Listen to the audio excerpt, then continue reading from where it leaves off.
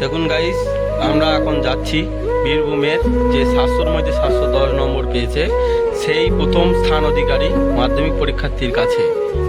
ওনার কাছে ওনার সাফল্যের পুরো প্রশংসা শুনবো। এখন আমরা যাচ্ছি সেই মাধ্যমিক পরীক্ষার্থীর কাছে। বলুন ভাই, আপনার এই মাধ্যমিক পরীক্ষার্থী সফলের পিছনে কি রয়েছে? আমার সাফল্যের পেছনে অনেকেরই হাত আছে, তার থেকে বিশেষ অবদান আমার আছে কিছু। এই মাধ্যমিকে 700-র মধ্যে 710 আমি পেতাম না, তার কারণে কিছু অবদান আমি আপনাকে দেখাবো। দেখলে আপনারা অবশ্যই খুশি হবে। আমি একটা ছোট रुको जरा सबर करो। এটা না হলে আমার কিন্তু খুব ঘুম চলে আসে। এটা আমার একটা সাপ্লিমেন্টের মতো যা অবদান। এটা হয়ে গেল দুপুরে খাওয়ার পর। এটা ছাড়া আমি পড়াশোনা করতে পারি না। अबे जल्दी बोल, कल सुबह पनवेल निकलना है। তারপরে হচ্ছে এই যে একটা লাক্সারি, নাম্বার ওয়ান লাক্সারি।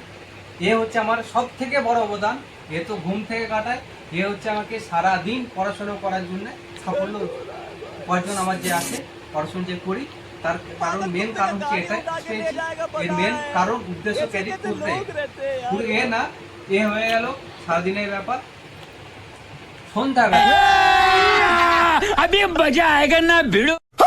যেটা আমি যে সন্ধ্যার পর টিফিন করে যে পড়বো, তার মেন উদ্দেশ্য হচ্ছে এইটা আইকনিক।